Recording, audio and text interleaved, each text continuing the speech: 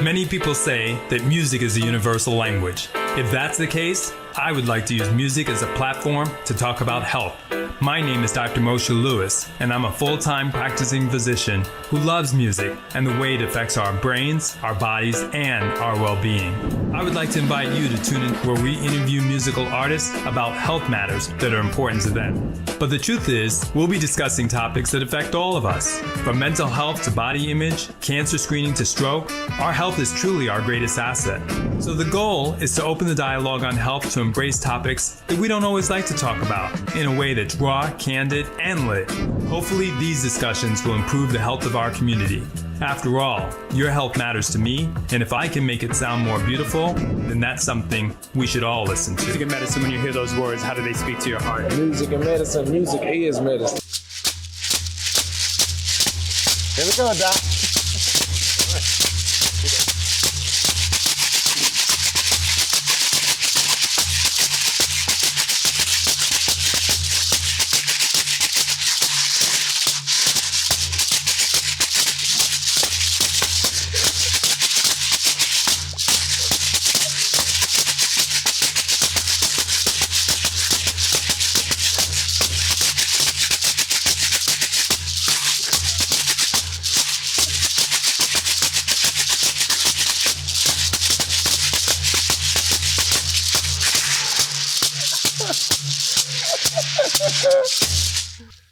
Welcome to Music and Medicine. I'm your host, Dr. Moshe Lewis. Really excited to be joined by Timbali, chief percussionist. This gentleman has worked with everybody from the OJs to Maxwell, Janet Jackson, and everybody in between. Welcome to our show. Thanks so much. Thank you so much. Love the energy. Talk to us about percussion and what it means, and not only that, but how it speaks to you. Well, what it means to me is expression, rhythm. You got melody, rhythm.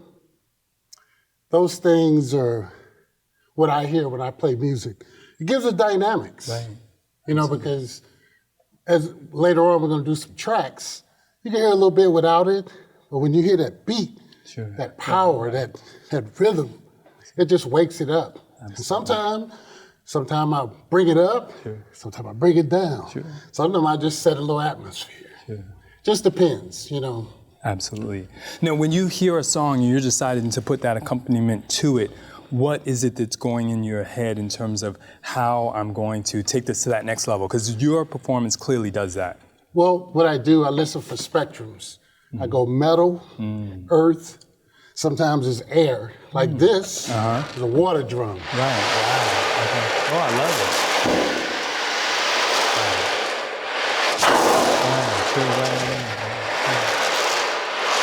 That sets a certain atmosphere. Yes.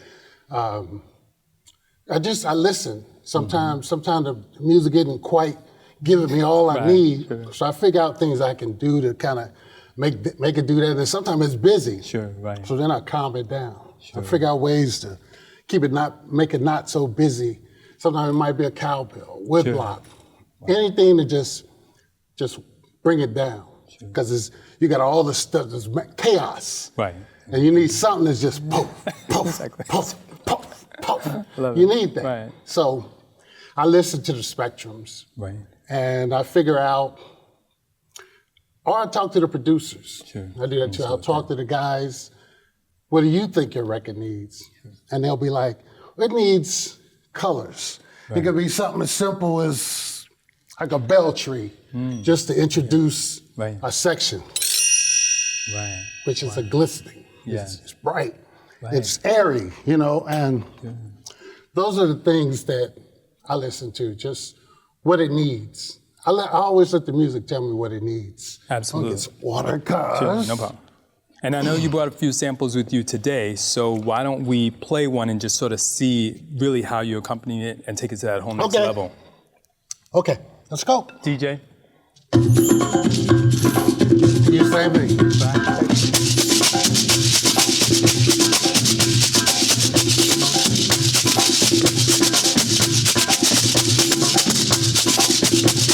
I go here. Yeah.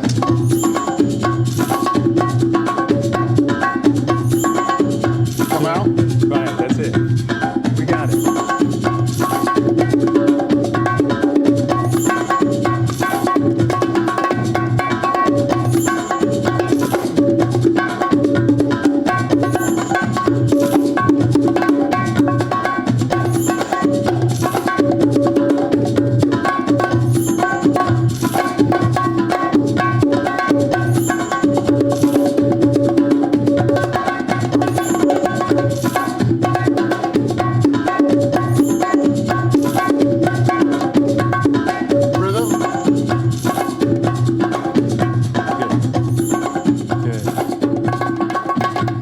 must say, this is obviously a full body workout. We could see it just in a little Yeah, session. So talk to us about sort of that communication that you get, from the audience and or from the artists that you may be working with, that kind of lets you know, hey, I'm on the right track, or I feel Maxwell's vibe, let's say it's him. Well, Maxwell was very dynamic. Mm-hmm. He loves like the sprinkles. Mm. He loves the colors. Yeah. You give him the rhythm, that keeps him dancing. Right. But it's the ear candy that makes him like, hey, And so I watch him. Mm-hmm. I mean, of course, we practice and practice. We learn the music, but you always have to leave a space to be really creative, so it stays interesting to you. Because if you just do the same thing over and over, at some point it's more about being a professional. But I always leave 10%. I don't know what the heck I'm gonna do. Sure, right. But I'll just have things laying around. Just something as simple as, something as like this. It's amazing what you can do with this, especially fast. Or I could be slow. Sure. Right. And those are the things that the ears pick up on. Mm-hmm. Like, as soon as I did that, you locked into where it was. So, and sometimes it's a sprinkle. Sure. I love it. Sometimes it's a whistle. Sure. It can be.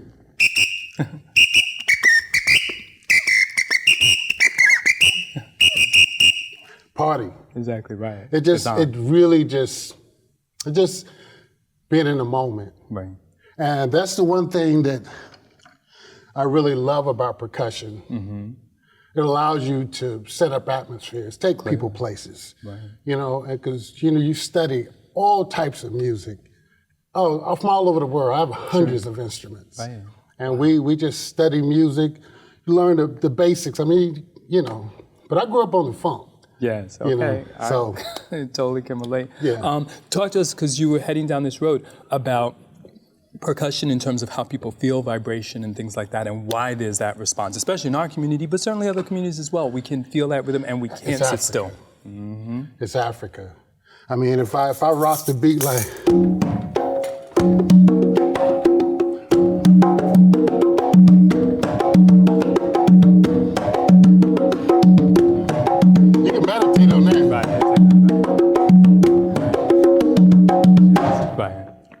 Exactly.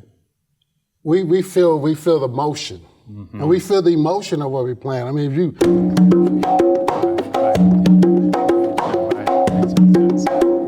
stop that, your ears be like, where did it go? Right. And that's one of the magic of percussion is it's what you don't play makes it just as good as what you do play. Right. Sometimes I ain't playing nothing right here. Sure, right. I might just dance, pop my fingers, because you really want to be dynamic with it. You just don't want to fill every hole you can find. It's just not how we do it. Absolutely. It's not how we study it. Sure. Let's take another sample.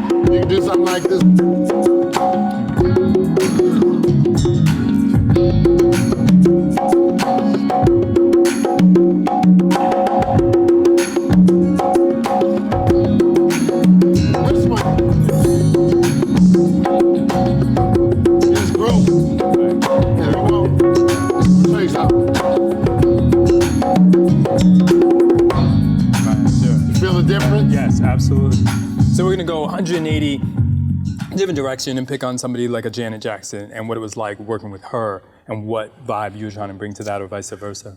Well, Janet was completely different. Mm-hmm. It was 10% of this, but I had literally 65 triggers wrapped around me. Wow. With an electronic rack, stuff on both feet.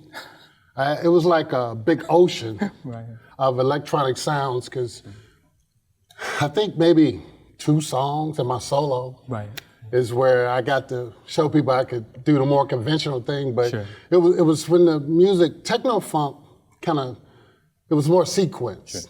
And so we didn't want to be controlled by the sequencer. Right. So we actually played all the music, which meant I had to do something nobody had really done on that level. I just had triggers and sounds just everywhere. You know, ding, ding, ding, ding, ding, ding, ding, ding, shit, all kind of just stuff. Right. Had sounds on my feet. And it actually turned into a thing where people didn't do it in the beginning, but it gave you a lot of flexibility because you could change songs. Sure, right. Everybody was playing. It wasn't just me. Sure. The drummer had loops. And, and so it allowed us a lot of versatility in terms of transitioning to other things without 1, 2, 3, 4 intro. Right. You know, a lot of slates. And for percussion, it was the beginning of incorporating the electronic sound with the more conventional stuff. And that was a big pivotal point to me as being a modern percussionist, is being able to do both. That's how I got the Maxwell gig, because he started doing more electronic music, and he went away from the Maxwell type, more organic. And he told him, I want someone that can do both. You know, he got timpani sounds, and, you know, and so they was like, we got to get him. And so 9 years of rolling with him. Yeah, you know? Absolutely. All right, when I asked DJ for another track, took it in a different direction yet again. Okay.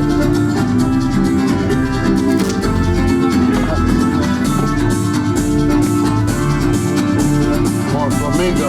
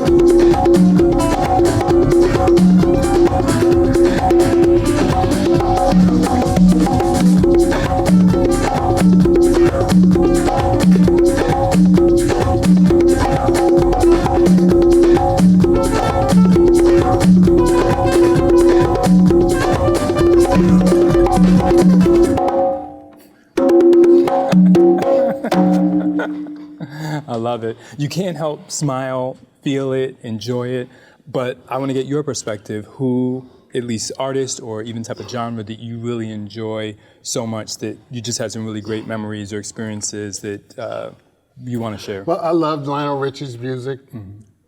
I love, Genesis was completely different. The experience is bigger than the music, even though the music was great. But big productions are incredible. Everything is,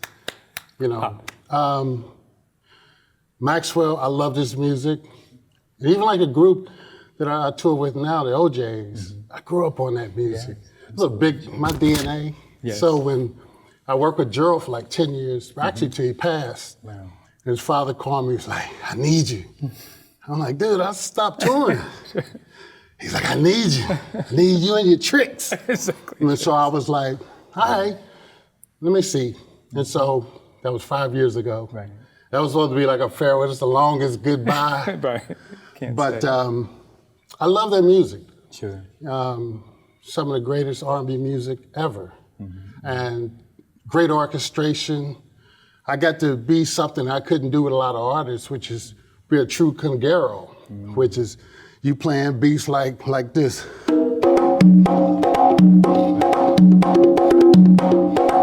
You know this stuff? Yeah, I'll sing it.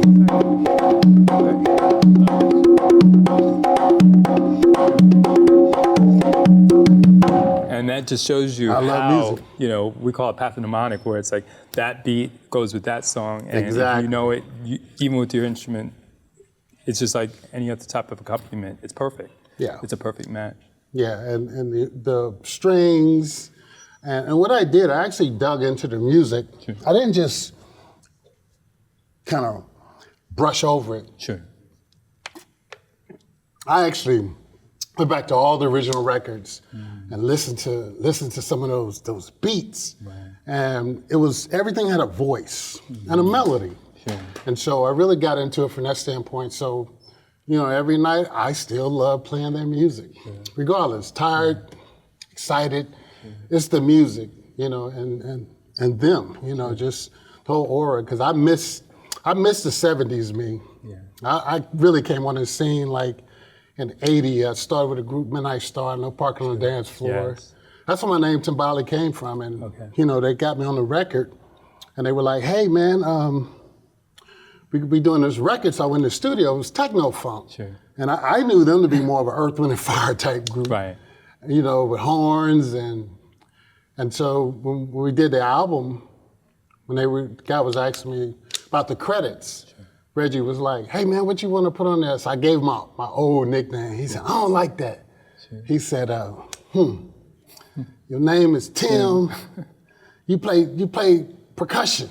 I'm going to name you Timbali, but I'm going to spell it different, Timbali. The record sold millions. Yes. So I just never changed it. Yeah. Over the years, it just stayed Timbali, Absolutely. Let's leave something for the young people, which is just what you think they should think about in trying to inherit some of this domain, because now it's, as we would say, 50, 60 years of phenomenal music from, funk to ghetto funk to I think more than anything, you just have to study music, listen to music. Every Thursday, before I got endorsements, I would go buy records, I would buy instruments.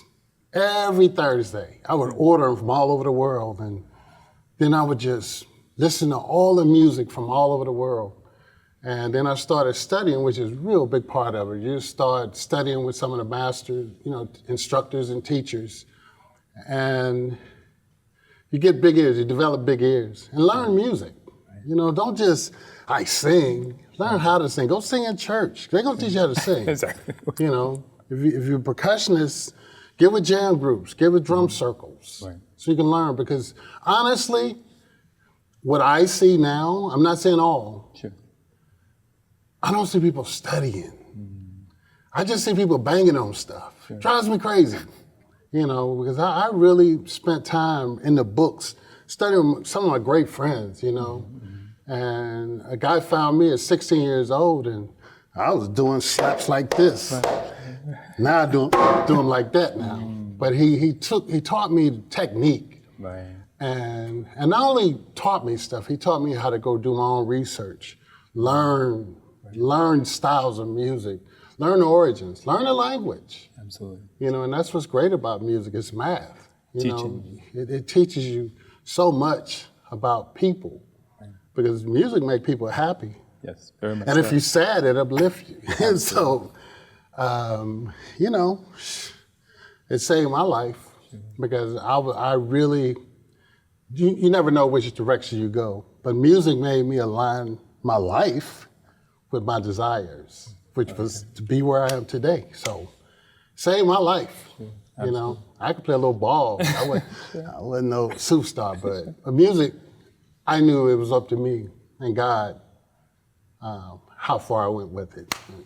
Well, we couldn't come up with any better slogan for the show with its name, Music and Medicine, that helping it to use you, it saved your life. So let's let the DJ take us out and see what you got in store for us.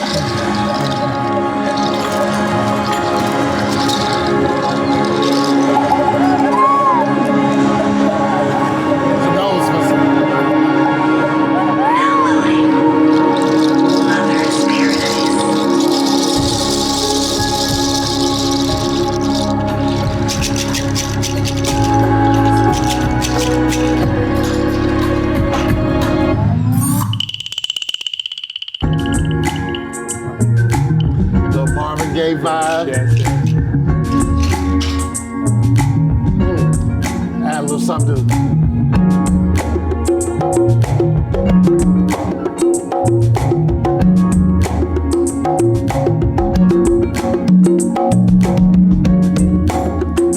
wow.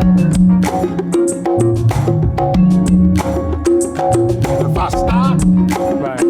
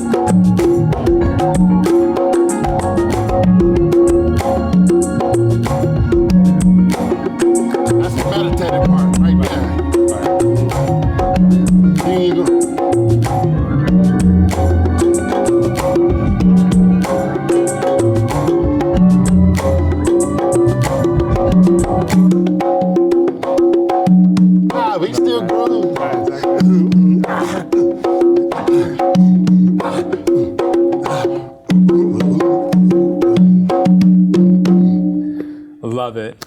Ladies and gentlemen, Tim Timbali, so phenomenal, so amazing. Just, we feel not only your spirit, but the music through us. And we love that you were willing to stop by, put a few tunes together, teach us a few little tricks. And the nose whistle, who knew that was coming? Thank you. You just never know. I mean, percussion, there's thousands of instruments, and it's our job to be familiar with it, you know, and know how to use it, and where to use it. Yeah, placement. Right.